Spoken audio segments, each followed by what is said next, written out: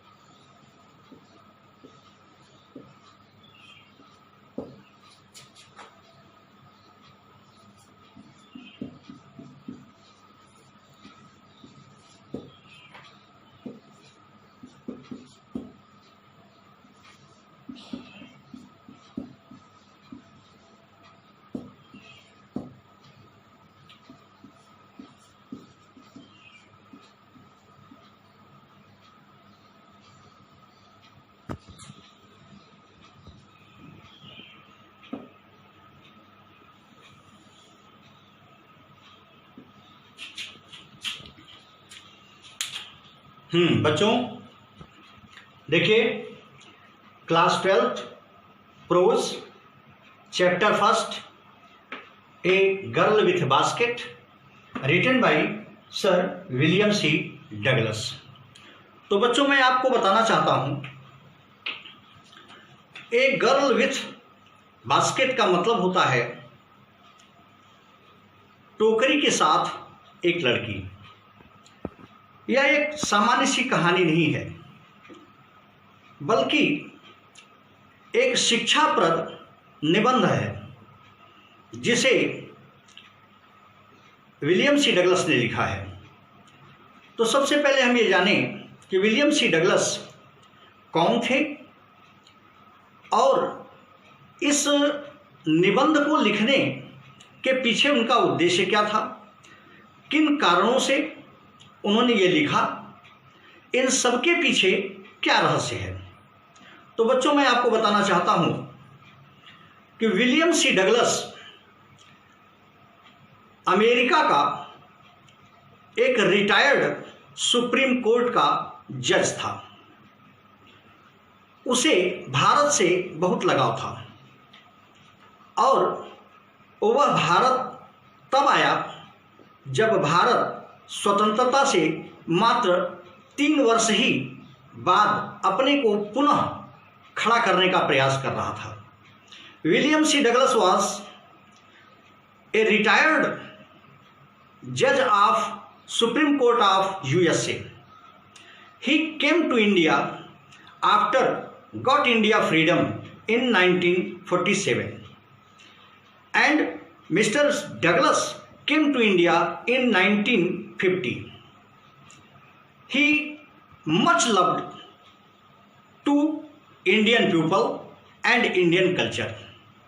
When he came India, he wants to meet every person of Indian democracy, but he started his journey from Delhi to Ranikhet.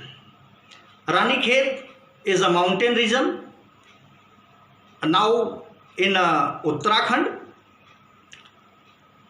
When he started his journey, he traveled with train. He traveled by train. The train was very slow, and in his way he watched everything very seriously. जब वो रास्ते में चला तो उसने बहुत छोटी छोटी चीज़ों को उसने नोटिस किया। चूँकि वह जिस ट्रेन से चल रहा था वह ट्रेन स्लो चलने वाली ट्रेन थी, और भारत उस समय इतना ज़्यादा डेवलप नहीं हुआ था। भारत आज़ादी मिलने के ठीक 2-3 वर्षों के बाद अपनी तमाम सारी समस्याओं से जूझ रहा था। इस वजह से भारत के पास उतनी संसाधन नहीं थी। लेकिन विलियम सी डगलस, जो भारत के प्रति बहुत अच्छी निष्ठा रखता था, जो भारत को एक अच्छा देश मानता था, भारत की संस्कृति, यहाँ की सभ्यताओं से बिल्कुल वह बहुत ही प्रभावित था। इस वजह से उसने यहाँ की सारी चीज़ों को बड़ी बारीकी से, बड़े करीने से देखने का प्रयास किया। इसलिए वह प्रत्येक स्टेशन पर उतरता था, लोगों से बात करता था और लोगों के ओपिनियन को, लोगों के विचारों को जानने का प्रयास करता था।